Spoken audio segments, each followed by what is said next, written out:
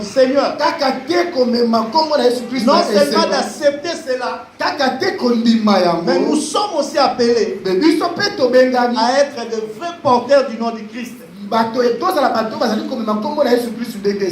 Or, pour être un vrai porteur du nom de Christ,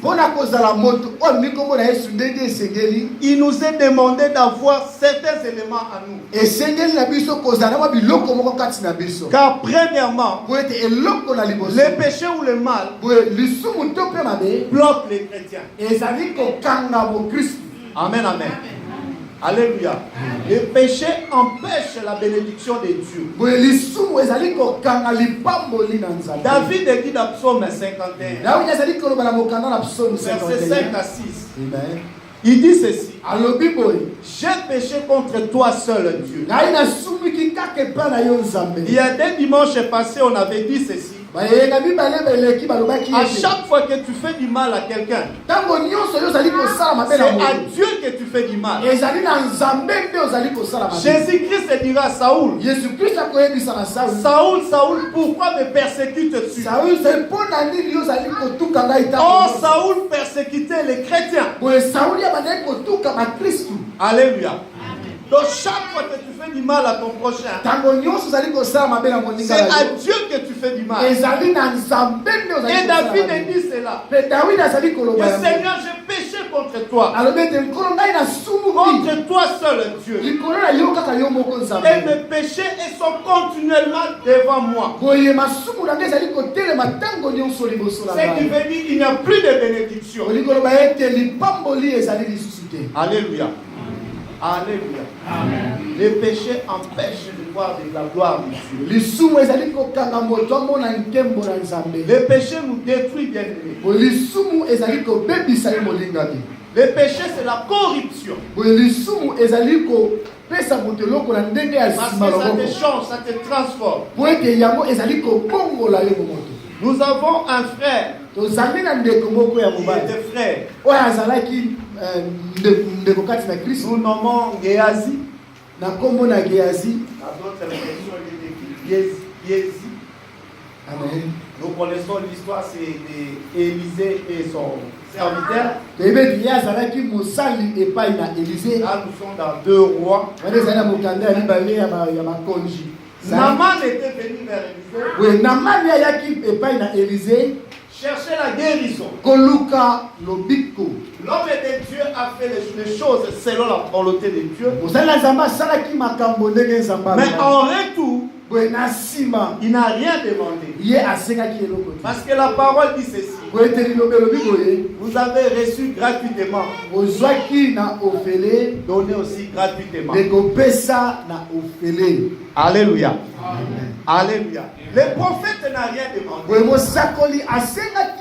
Il a laissé Naaman retourner dans son pays.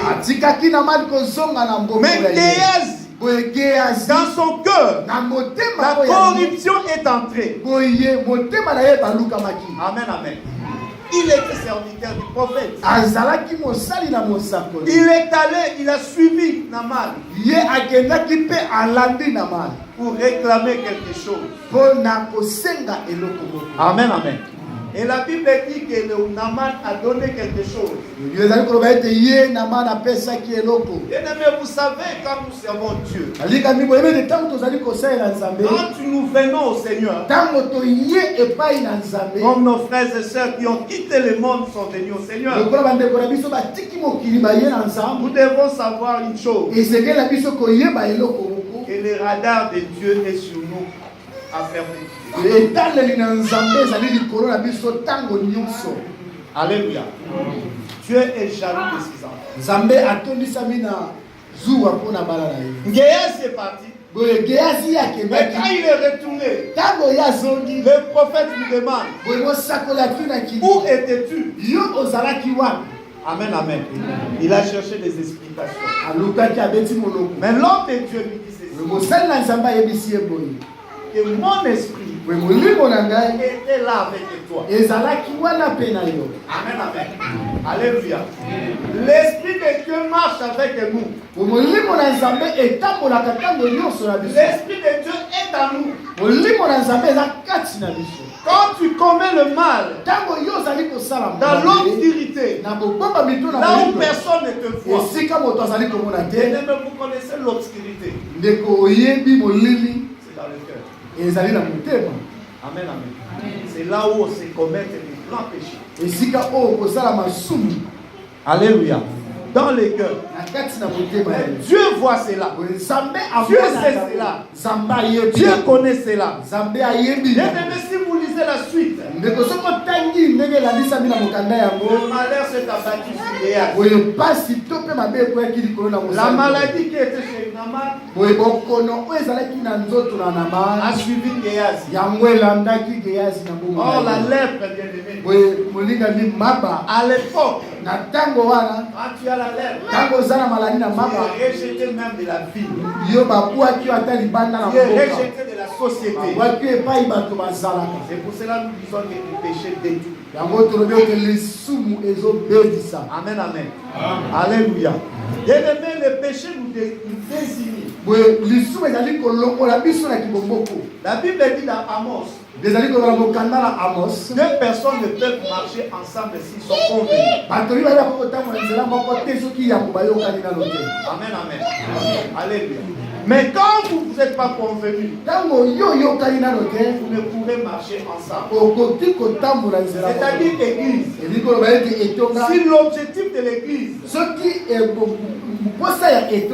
c'est de faire de toutes les nations les disciples. Et que toi, en toi, l'objectif est que tu règnes devant les gens. On pourra marcher ensemble. Amen, amen. Alléluia.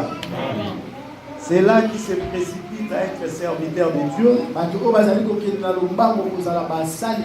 C'est là qui se proclame serviteur de Dieu. Ce sont ces personnes-là. Vous ne pouvez marcher ensemble avec eux. Parce que l'objectif n'est pas le même. Nous avons besoin de l'unité de l'église. Et l'unité de l'église passe par certains éléments. Comme tout chrétien nous sommes, nous avons besoin de ces éléments à nous. Le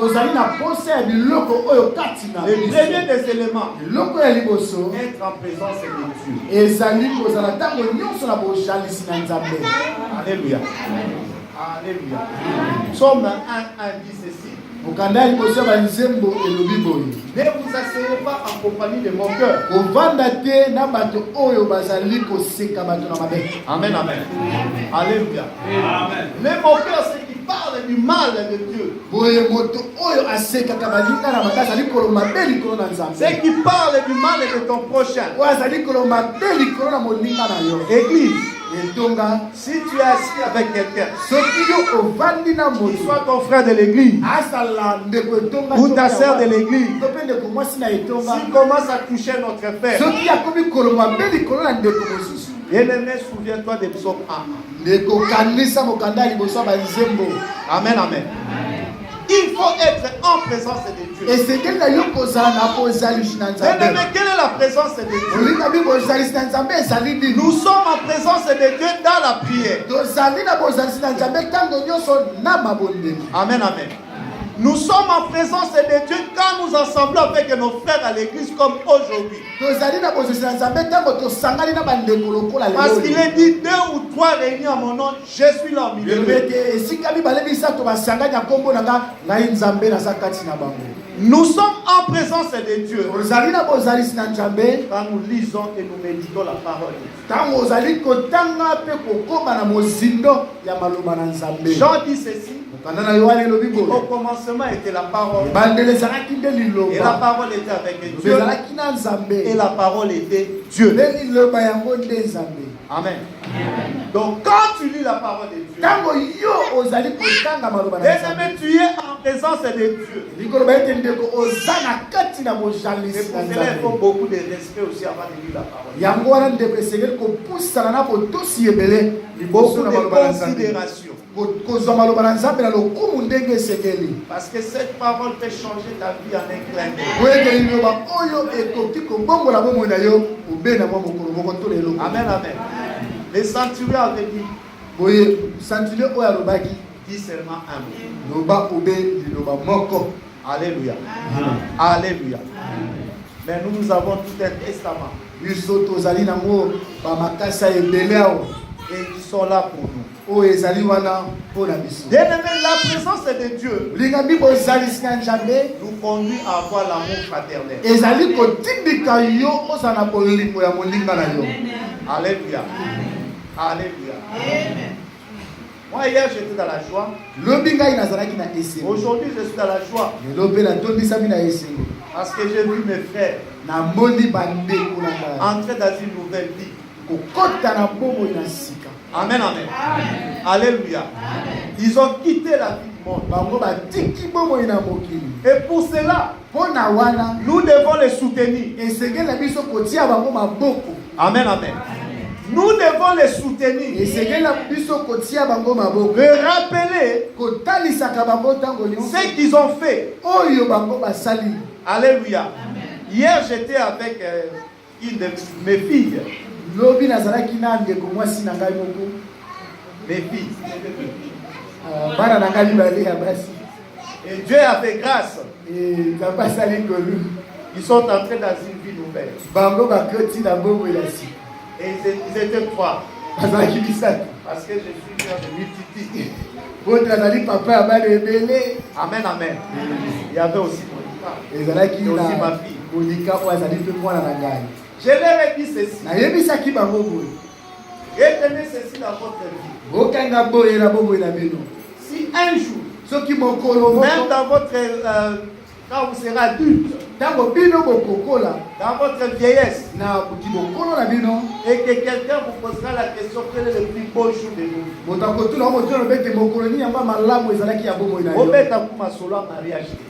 Ne dis même pas, ne parle pas concernant le mariage. Amen, amen. Alléluia. Le mariage fait partie. C'est déjà dans le chapitre. Les plus beaux jours de vos filles. Voici pour mon frère André. C'est le jour où vous avez donné mon cœur à Jésus. Alléluia. Parce qu'il y a un changement qui s'est produit. Vous êtes devenus citoyens du ciel. Amen, amen. Alléluia. Frères et sœurs, soutenons-les. Amen, amen. Je parle maintenant à leur famille, à leurs proches. Soutenez-les dans cette marche. Amen, amen. Car ils ont choisi la bonne part qui leur sera jamais ôtée. Bien-aimé, la présence occulte apporte sur la grâce de Dieu. Parce que nous sommes en présence de Dieu. Il est dit ceci, qu'on ne peut venir en présence de Dieu et retourner le même. Amen, amen. Il y a qu'une seule personne qui peut venir en présence de Dieu et retourner le même. C'est le jeune homme riche. Amen, amen. Alléluia. Alléluia. Le jeune homme riche n'a pas compris la volonté de Dieu. Nous ne parlons pas des fils de la perdition. Le fils de la perdition qui est Judas. Lui, il était déjà prédestiné à cela. La présence de Dieu bien-aimé. En présence de Dieu bien-aimé, nous obtenons la grâce de Dieu. La bénédiction de Dieu. Les secours dans le besoin.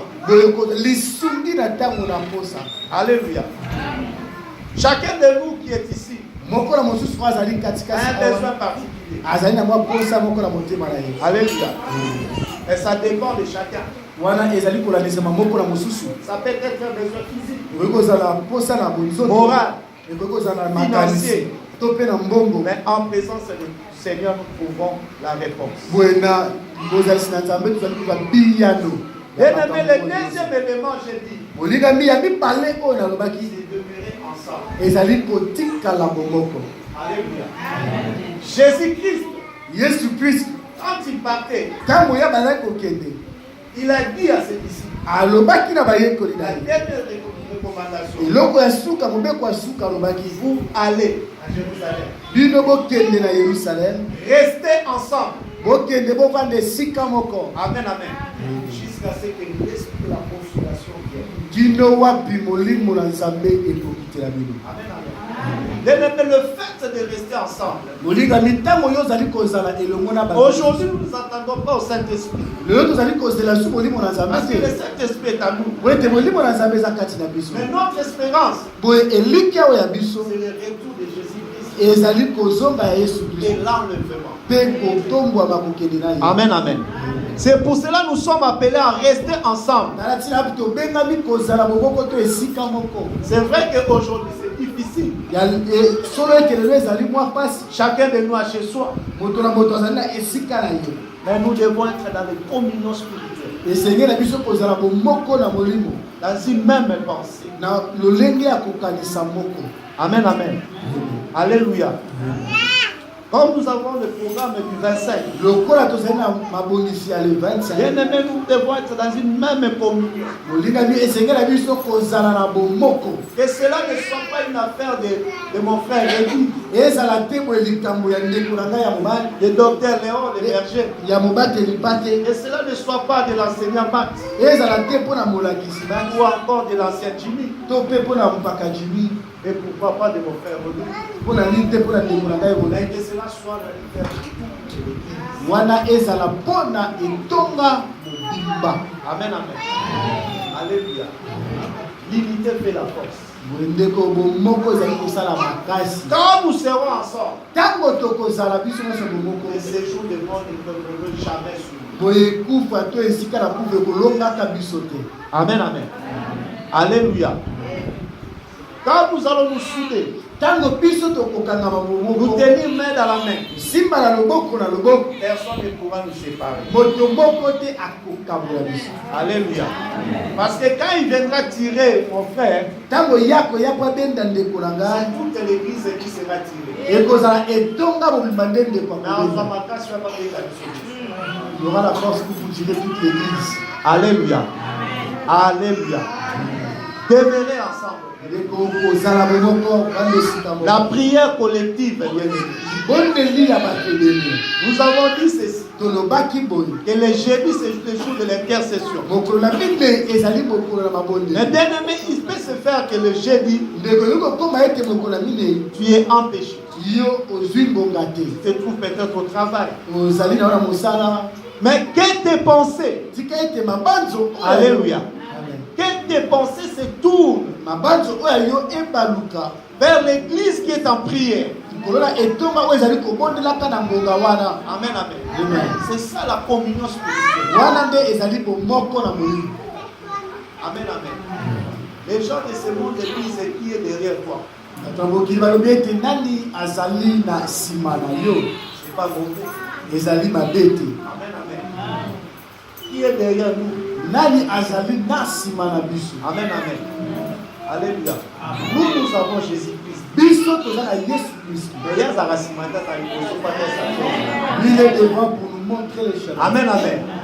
Amen, amen. Il y a une message que tu dois savoir. Et derrière toi, ton frère est là. La soeur est là. Pour te soutenir. Aller toucher les laments. Et ne pas faiblir. Amen, amen. Et ne pas te dérober du chemin. Parce que l'église est là pour cela. L'unité d'esprit. La communion qu'avaient les disciples ces jours-là. Afin que la manifestation du Saint-Esprit était tellement très grande que toute la ville était émerveillée.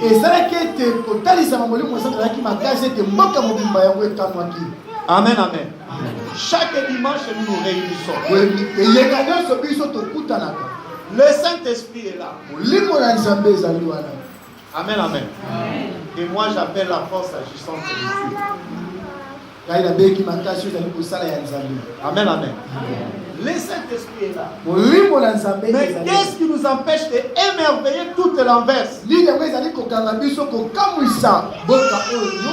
Amen, amen.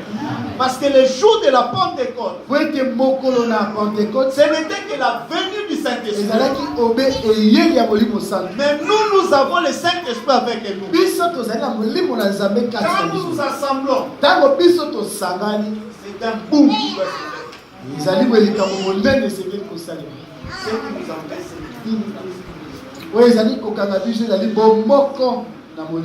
Amen, amen. Alléluia.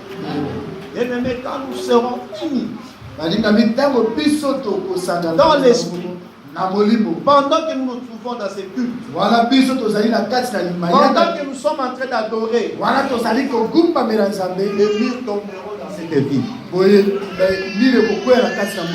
Parce que ces jours-là, Israël est loué.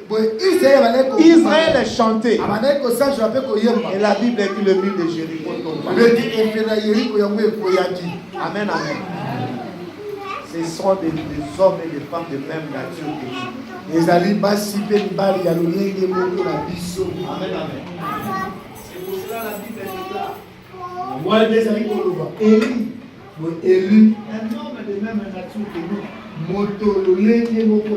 Il a prié et la pluie s'arrêta.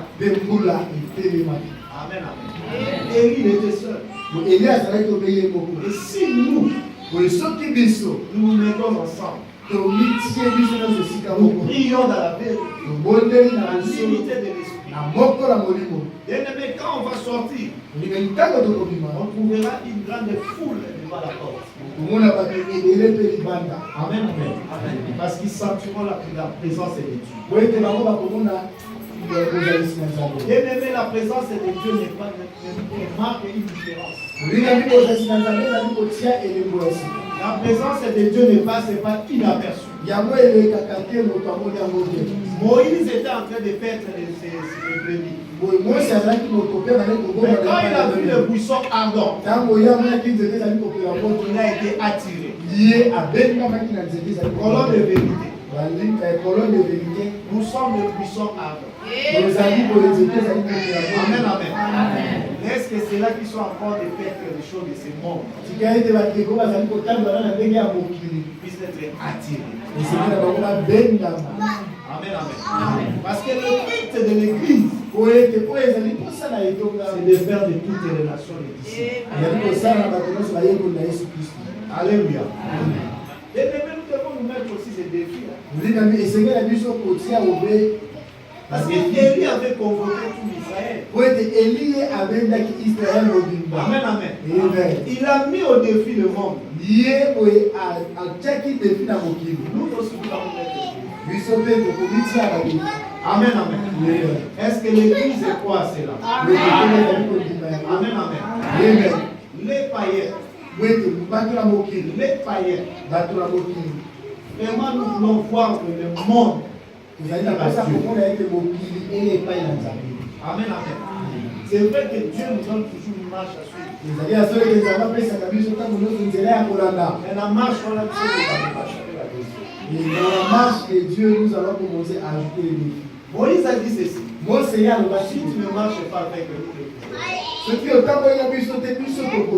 nous, comme le Seigneur marche avec nous, nous allons voir des merveilles. C'est ça les défis. Nous voulons voir des grandes choses. Amen, amen. Nous voulons déclarer des grandes choses, non seulement pour la vie, mais pour le pays. Parce que c'est lui qui est en nous qui doit nous sauver. Bien-aimé, l'amour du prochain qui est le troisième élément est très capital. Amen, amen. Nous avons dit l'unité de l'esprit, de vivre ensemble. Bien-aimé, sans l'amour du prochain, cela sera impossible. Alléluia. Alléluia. Parce que c'est l'amour du prochain ce qui amènera l'autre à se sentir à l'aise. Et quand je suis à l'aise vis-à-vis de toi, je serai libre de m'exprimer. Alléluia. Alléluia. Quand je me sens à l'aise avec toi, je serai libre de dire ce qui est au fond de mon cœur. Ce qui va être une force. Amen, amen. Vous avez un problème ou un sujet. Quand tu es résolu avec 2 têtes ou 3 têtes, vous aurez la réponse rapidement. Seul tu peux être dans une place. Mais si tu t'associes avec tes frères, ça deviendra facile. Amen, amen. Mais il faut l'amour du prochain. Et l'amour du prochain, ça ne se force pas. Ne te force pas de me sourire. Ne te force pas de me dire bonjour. Ou de me donner, de m'offrir quelque chose. Bien aimé, je vais le sentir dans mon cœur. Amen, amen. Alléluia. Parce que nous sommes des enfants.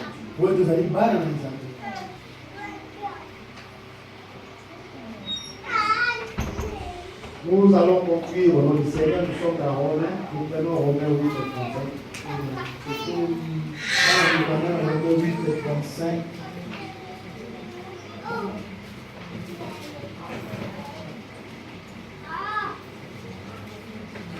Romains 8 et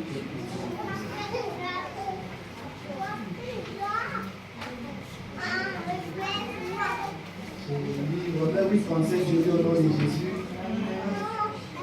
Qui nous séparera de l'amour de Christ?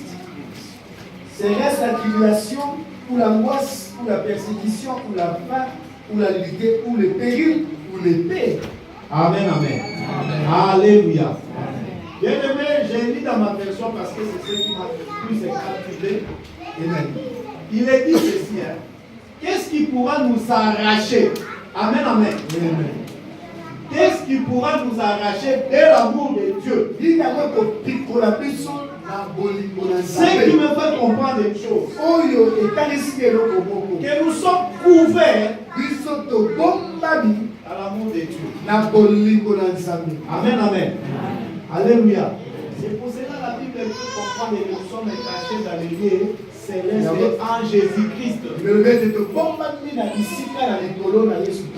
Oh, Christ qui nous garde, qui est le Tout-Puissant.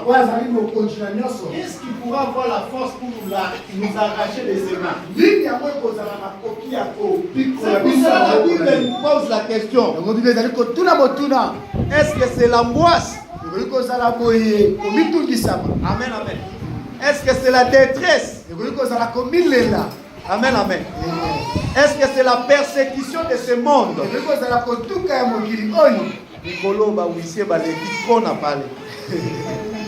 Ces temps-ci, les huissiers sont passés en nombre à la maison.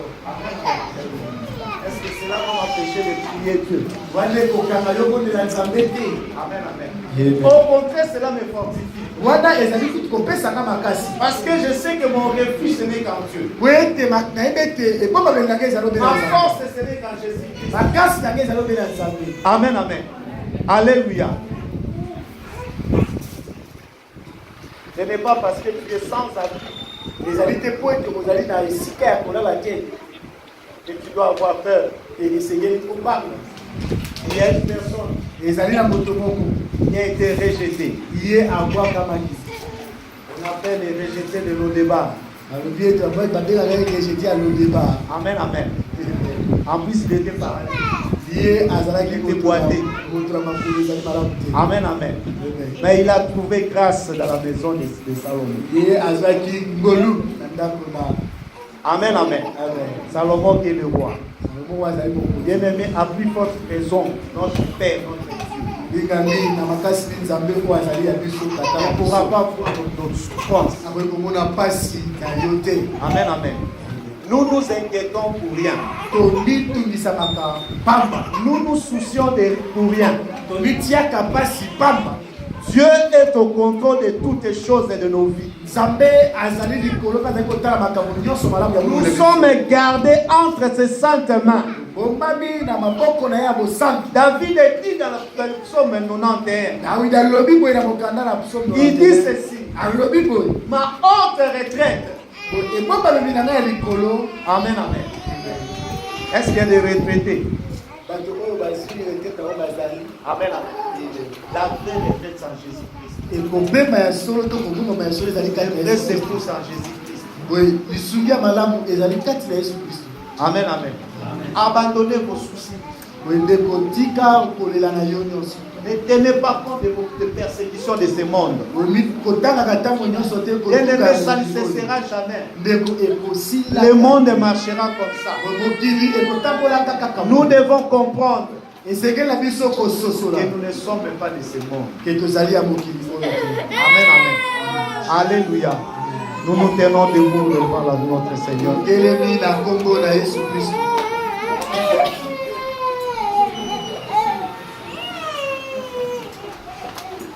Nous allons prier Dieu. Demander la force. La force qui ont fait de toutes ces persécutions.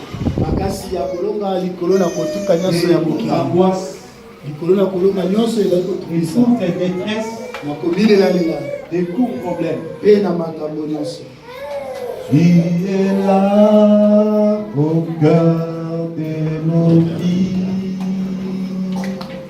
Et c'est toi qui nous fais vivre.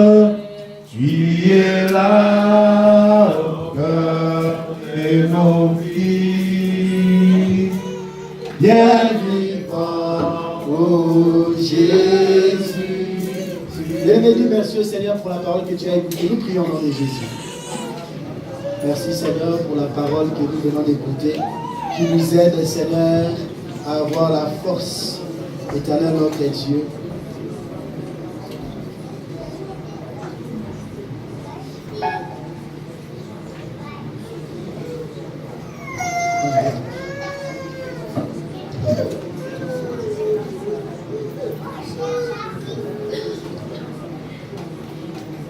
Gloire.